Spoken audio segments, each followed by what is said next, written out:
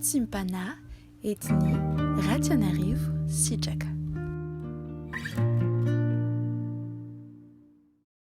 Que la grâce, la paix de notre Seigneur Jésus-Christ nous soit adressée en ce jour. Prions. Père éternel, nous te glorifions, nous t'adorons. Nous t'élevons au plus haut des cieux. Merci Seigneur pour ta bonté, ta bienveillance pour chacun d'entre nous. Merci Seigneur parce que tu nous fais grâce et tu nous permets encore d'entendre Seigneur ta voix, d'entendre Seigneur ta parole, de pouvoir Seigneur être guidé et trouver Seigneur un chemin qui est toi, là où nous devons marcher, un chemin qui est tout tracé, comme dit ta parole, que celles et ceux qui ont le Seigneur pour Dieu trouvent en eux, trouvent dans leur cœur des chemins tout tracés. Alors Seigneur Jésus-Christ, qu'aujourd'hui nous puissions aussi trouver des chemins tout tracés à travers ta parole que nous allons entendre, ton message, ton exhortation, qui va nous fortifier, nous encourager pour chaque jour de notre vie. Gloire te soit rendue. Alléluia. Amen. Nous poursuivons notre cheminement dans la parole de Dieu. Nous allons ouvrir notre Bible dans Genèse chapitre 30. Genèse chapitre 30, verset 27. Versets 27 à 43. Et nous allons continuer dans Genèse chapitre 31, verset 1 à 4. Verset 1 à 4. Ou plutôt verset 1 à 5. Au nom de Jésus. Laban lui dit, puis-je trouver grâce à tes yeux? Je vois bien que l'Éternel m'a béni à cause de toi. Fixe-moi ton salaire et je te le donnerai. Jacob lui dit, tu sais comment je t'ai servi et ce qu'est devenu ton troupeau avec moi, car le peu que tu avais avant moi, c'est beaucoup accru, et Dieu t'a béni sur mes pas. Maintenant, qu'en travaillerai-je aussi pour ma maison? Laban dit, que te donnerai-je? Et Jacob répondit, tu ne me donneras rien. Si tu consens à ce que je vais te dire, je ferai paître encore ton troupeau et je le garderai. Je parcourrai aujourd'hui tout ton troupeau, mais à part, parmi les brebis, tout agneau tacheté et marqueté, et tout agneau noir, et parmi les chèvres, tout ce qui est marqueté et tacheté. Ce sera mon salaire. Ma droiture répondra pour moi demain. Quand tu viendras voir mon salaire, tout ce qui ne sera pas tacheté et marqueté parmi les chèvres et noir parmi les agneaux, ce sera de ma part un vol. Laban dit bien qu'il en soit selon ta parole. Ce même jour, il mit à part les boucriers et marquetés, toutes les chèvres tachetées et marquetées, toutes celles où il y avait du blanc, et tout ce qui était noir parmi les brebis. Il les remit entre les mains de ses fils. Puis il mit l'espace de 3 jours de chemin entre lui et Jacob. Et Jacob fit paître le reste du troupeau de Laban. Jacob prit des branches vertes de peuplier, d'amandier de platane, et il y pela des bandes blanches, mettant à nu le blanc qui était sur les branches. Puis il plaça les branches qu'il avait pelées dans les auges et dans les abreuvoirs sous les yeux des brebis qui venaient boire, pour qu'elles entrassent en chaleur en venant boire. Les brebis entraient en chaleur près des branches, et elles faisaient des petits rayés, tachetés et marquetés. Jacob séparait les agneaux, et il mettait ensemble ce qui était rayé et ce qui était noir dans le troupeau de Laban. Il se fit ainsi des troupeaux à part, qu'il ne réunit point au troupeau de Laban. Toutes les fois que les brebis vigoureuses entraient en chaleur, Jacob plaçait les branches dans les auges sous les yeux des brebis, pour qu'elles entrassent en chaleur près des branches. Quand les brebis étaient chétives, il ne les plaçait point, de sorte que les chétives étaient pour Laban, et les vigoureuses pour Jacob. Cet homme devint de plus en plus riche, et eut du menu bétail en abondance, des servantes et des serviteurs, des chameaux et des ânes. Jacob entendit les propos des fils de Laban, qui disaient « Jacob a pris tout ce qui était à notre père, et c'est avec le bien de notre père qu'il s'est acquis toute cette richesse. » Jacob remarqua aussi le visage de Laban, et voici, il n'était plus envers lui comme auparavant. Alors l'Éternel dit à Jacob, « Retourne au pays de tes pères et dans ton lieu de naissance, et je serai avec toi. » Jacob fit appeler Rachel et Léa, qui étaient au champ vers son troupeau. Il leur dit, « Je vois au visage de votre père qu'il n'est plus envers moi comme auparavant, mais le Dieu de mon père a été avec moi. Vous savez vous-même que j'ai servi votre père de tout mon pouvoir, et votre père s'est joué de moi et a changé 10 fois mon salaire, mais Dieu ne lui a pas permis de me faire du mal. » Amen. Le message d'aujourd'hui s'intitule « Dieu ne lui a pas permis de me faire du mal ». En effet, ici nous retrouvons Jacob et Laban, qui est son oncle, qui finalement se sont accordés, ont passé un contrat pour finalement que Jacob puisse recevoir le salaire de tout ce qu'il a fait pour Laban. Malheureusement, Laban, rusé et probablement sournois, parce qu'au départ, il a l'air sympathique, il a l'air d'être quelqu'un qui accueille chaleureusement son neveu, s'avère être de plus en plus quelqu'un de mesquin. Au départ, il avait trompé Laban concernant Rachel et Léa, rappelons-le. En effet, Jacob avait travaillé et demandé à se marier avec Rachel, mais Laban le père a trompé Jacob en lui donnant Léa dans la nuit, et Jacob ne remarqua que le matin que c'était Léa et non Rachel. Et alors il a travaillé 14 ans pour obtenir pour femme Rachel. Et ici, ce n'est pas une femme ou deux ou des enfants qui posent problème, mais c'est le salaire de tout ce travail, et en particulier les troupeaux que Jacob avait gardés également pendant tout ce temps, donc de travail, 14 et longues années, et même plus parce qu'il y a eu la naissance des enfants, temps pendant lequel Jacob était encore auprès de Laban. Dans cette terre étrangère, avec une famille qui finalement devient de plus en plus étrange, Jacob se rend compte que il était temps pour lui certainement de quitter ces lieux. En effet, Laban lui pose la question: si j'ai trouvé grâce à tes yeux, je vois bien que l'Éternel m'a béni à cause de toi. Donc Laban reconnaît qu'il a été béni à cause de la présence de Jacob. Et donc il lui dit: fixe-moi ton salaire, dis-moi quel est ton salaire et je te le donnerai. Donc peu importe ce que tu demanderas comme prix, même au prix le plus fort, je payerai. Ici, Laban ressemble à un employeur qui dit à son salarié ou à son collaborateur ou à son partenaire en business: eh bien, fixe-moi le coût de tout ça, le prix de tout ça, et je le payerai, peu importe le prix. Et donc, on a l'impression que tout est clair. Ce sont des termes qui sont clairs. Jacob fixe le prix, Laban paye. Et à ce moment-là, Jacob lui dit: finalement, je t'ai tellement servi que, si on regarde bien, ton troupeau a grandi, a prospéré, est devenu un immense troupeau, parce que Dieu t'a béni sur mes pas, et parce que le peu que tu avais avant moi s'est beaucoup accru, parce que Dieu était avec moi, et que Dieu m'a utilisé pour pouvoir faire prospérer ce que tu possédais entre tes mains.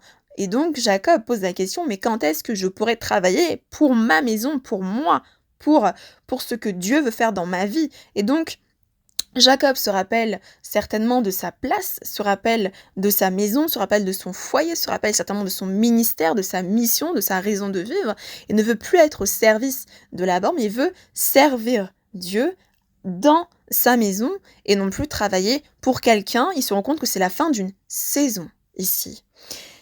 Et Laban ne conteste pas cela, il lui dit simplement: qu'est-ce que je te donnerai? Et Jacob lui dit: mais tu ne me donneras rien, mais ce que je vais te dire, eh ben, tu consentiras à cet accord. Et l'accord est le suivant. Parmi le troupeau donc de Laban, une partie du troupeau de Laban laissé à Jacob pour qu'il le fasse paître, pour qu'il fasse paître cette partie du troupeau, eh bien, les tachetés et les marquetés, donc les animaux du troupeau qui avaient des taches, qui avaient des marques, reviendraient à Jacob. Et le reste donc, qui était soit tout noir, soit tout blanc, restait à Laban. Eh bien, Laban sépare en deux le troupeau, et il se sépare de 3 jours de marche, de sorte que finalement, Jacob garde lui-même le reste du troupeau de Laban. Nous pouvons le voir au verset 36 de Genèse chapitre 30. Et Jacob, certainement conduit par Dieu, conduit par le Saint-Esprit, conduit par l'intelligence divine, fait quelque chose qui semble être un peu magique. Parce que quand les animaux vont boire, eh bien, il prend des branches vertes de peuplier, d'amandier et de platane et les fait voir à ces animaux. Et quand les animaux le voient, les animaux entrent en chaleur, donc c'est un phénomène physiologique et biologique de l'animal. Et à ce moment-là, quand les bébés, les petits naissent de ces animaux, ils deviennent marquetés, ils deviennent tachés. Et donc le troupeau de Laban gardé par Jacob, la partie gardée par Jacob, avait beaucoup de petits marquetés et tachetés, ce qui faisait que Jacob avait beaucoup plus d'animaux qui correspondaient à son salaire, parce que les animaux tachetés et marquetés lui revenaient de droit. Et Dieu, toujours dans cette intelligence extraordinaire, indique à Jacob que celles qui sont chétives, donc celles qui sont maigres, celles qui ont l'air malades, eh bien, il ne place pas les branches vertes au-dessus d'elles ou devant elles pour que finalement les petits ne soient pas les petits chétifs de ces brebis-là ne soient pas marquetés ni tachetés et donc restent à l'abandon, donc restent soit tout noir, soit toutes blanches. Et celles qui sont vigoureuses, c'est-à-dire celles qui sont fortes, elles restent donc à Jacob, et Jacob place devant ces animaux-là les branches vertes, et donc les petits deviennent marquetés et tachetés.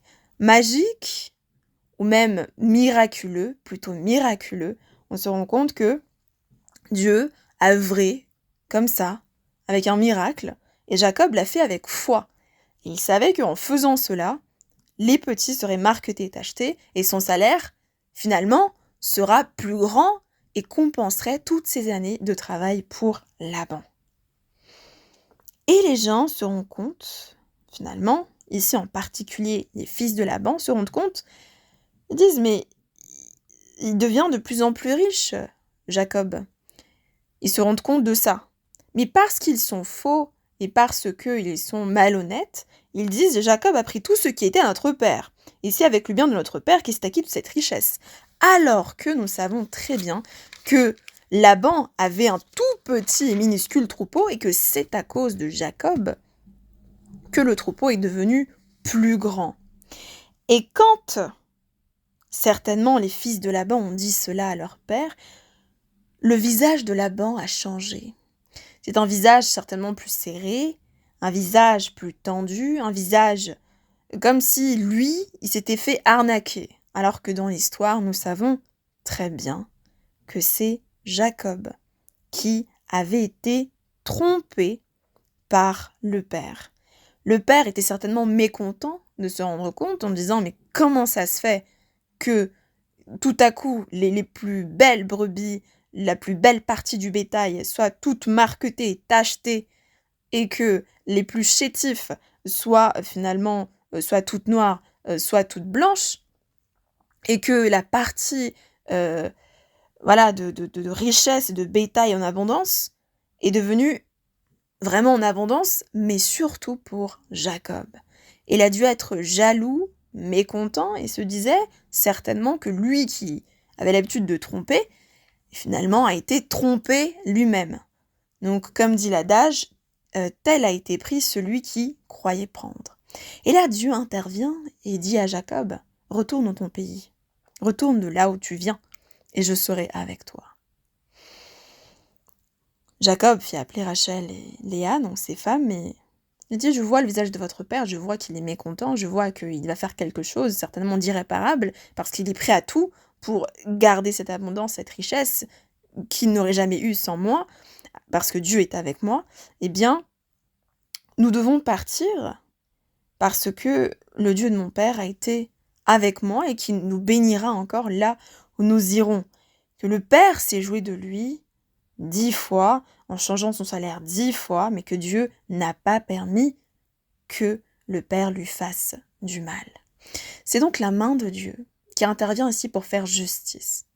Et on peut se demander pourquoi est-ce que Dieu a permis à Jacob d'obtenir plus de brebis et de bétail marqueté, tacheté. On aurait pu penser, mais oui, Jacob triche encore une fois. Mais en réalité, ici, c'est l'intelligence divine qui vient rétablir ce qui est injuste dans une situation.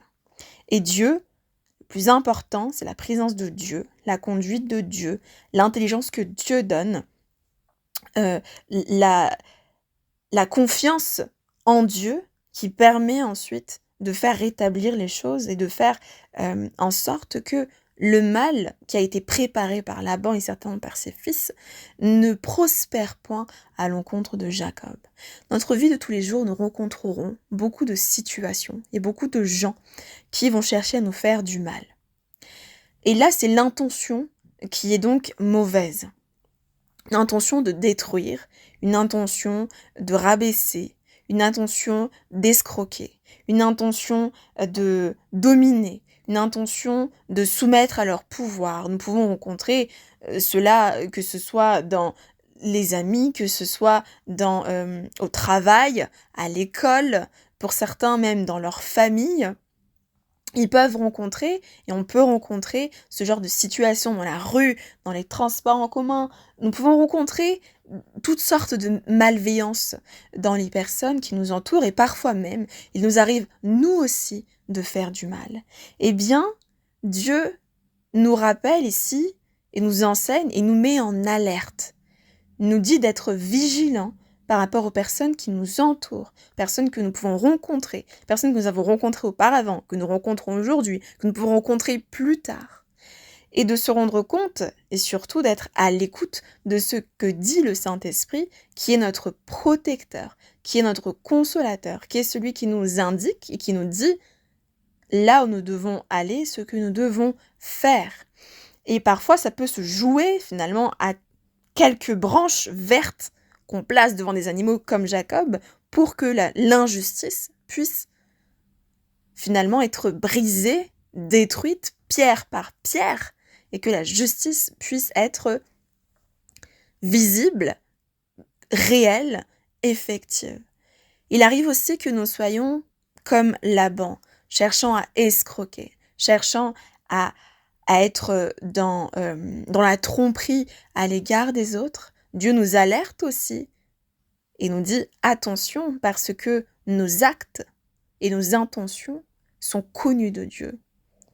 Et souvent ça, je pense, on l'oublie. On pense que Dieu ne sait pas, on pense que Dieu ne nous entend pas quand nous sommes en train de penser dans notre tête je vais faire ci, ça, et finalement planifier et avoir une stratégie mauvaise. On croit que Dieu ne nous entend pas, alors que Dieu lit dans notre cœur, il entend tout ce que nous pensons, et il voit et il entend ce que nous entreprenons. Exactement comme celles et ceux qui ont construit la tour de Babel, Dieu a dit « Regardons en bas ce que préparent les êtres humains ».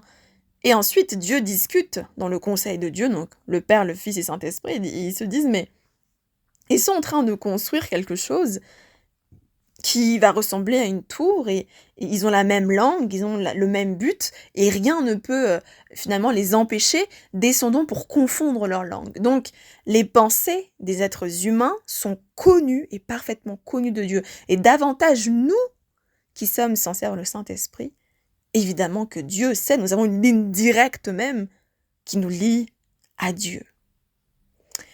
Donc, que nos cœurs soient vrais, que nos pensées soient sincères et tournées vers ce qui est juste. Et s'il arrive que nous soyons piégés ou qu'un piège soit placé devant nous, que Dieu nous garde et nous permette d'être vainqueurs. Accrochons-nous au Seigneur parce que Dieu ne nous permettra pas de subir le mal que prépare l'ennemi à travers les personnes que nous pouvons rencontrer et nous croyons et nous avons confiance, comme dit David dans les psaumes. Voici, ils m'ont tendu un piège et le filet de l'oiseleur était présent, était là prêt à me piéger, mais tu n'as pas permis et tu m'as retiré les pieds du filet de l'oiseleur et tu m'as élevé sur un rocher. Que la gloire de Dieu se manifeste dans nos vies. Prions. Père éternel, merci parce que tu es de notre côté. Merci Seigneur parce que tu es avec nous. Merci Seigneur parce que tu nous accompagnes dans tout ce que nous faisons. Nous croyons que nous sommes plus que vainqueurs dans tout ce que nous pouvons traverser. Et s'il arrive, Seigneur Jésus-Christ, que nous soyons comme Laban à chercher à escroquer, ne nous permet pas, Seigneur, de faire le mal et de pratiquer le mal, même de penser à ce qui est mauvais et avoir des stratégies de l'ennemi, Seigneur, mais apprends-nous à marcher avec justice et vérité, à marcher comme des enfants de l'Éternel et non pas comme des enfants des ténèbres.